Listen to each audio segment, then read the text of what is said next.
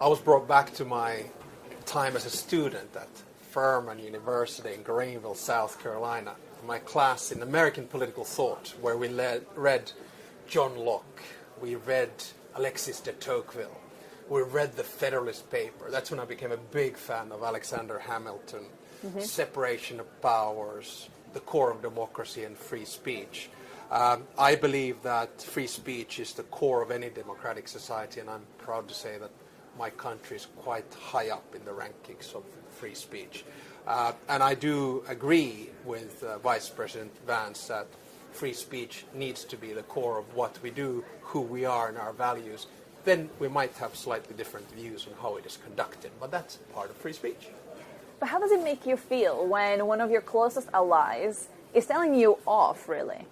Well, I think I have a feeling that speech was a little bit more skewed towards a domestic audience, and I was perhaps expecting, a rundown of what our transatlantic relationship is today. So I was a little bit surprised, but hey, it's part of being here at Munich. I'm an avid transatlanticist, and I want the American and European relationship to continue.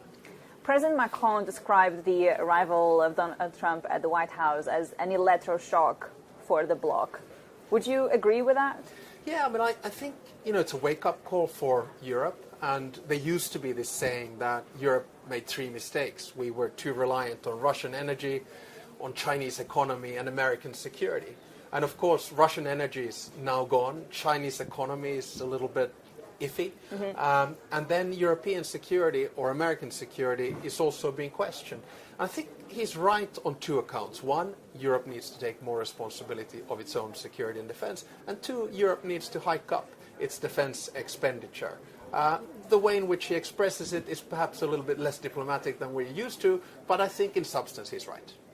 So how do you put Europe once again at the table for these key discussions in the global order? There's a lot of question marks as to whether Europe has lost its relevance, really. So how do you tackle this? Well, it depends on the direction in which the world goes. If we go towards a Yalta world, where the big powers of spheres of interest, say, Russia, China, and the US carves up, then I think Europe has to basically huddle up and regionalize and focus on itself.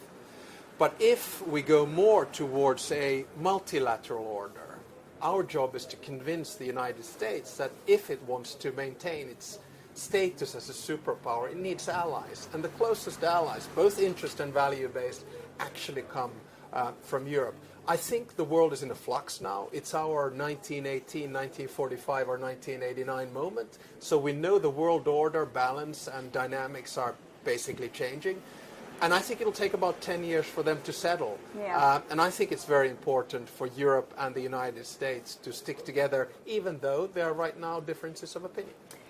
Given those differences of opinion, where should you look to forge new relationships? I'm wondering whether we're actually going to see Europe shifting slightly closer to China, given these pressures from the United States. If we look at security, that's not going to happen. If we look at politics and values, that's not going to happen. But when we look at economy, that's always a possibility. You have to remember that when it comes to trade policy, it's the exclusive competence of the European Union. It's basically the Commission that decides. And I think what we're seeing already now is basically Europe circumventing trade, say, with the US. It does a deal with Mercosur. It does a deal with India. It does a deal with Mexico. But I actually think the most important deal would be one between Europe and the United States. But we'll just see now what reciprocal tariffs mean first. When you think about Mercosur, France, for instance, is actually not very supportive of this agreement, to say the least. When J.D. Vance is on stage saying that the problem in Europe is actually coming from within, is he right to some extent to say that the political limbo and the difference of opinion within the bloc are a problem for Europe to move forward?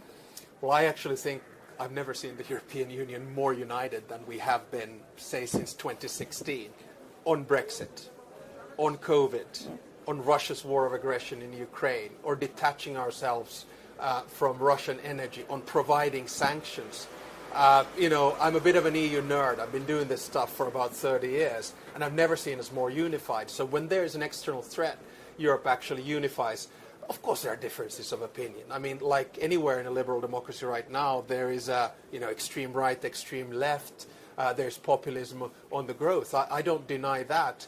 But I can only look at my own country, and I must say that the internal division that we have in Finland is not polarized. I'll just give you an example. When I was elected a year ago, the first thing I did was to go to my opponent's electoral night and congratulate him from a fair race. So in Finland, I think we're quite settled on this.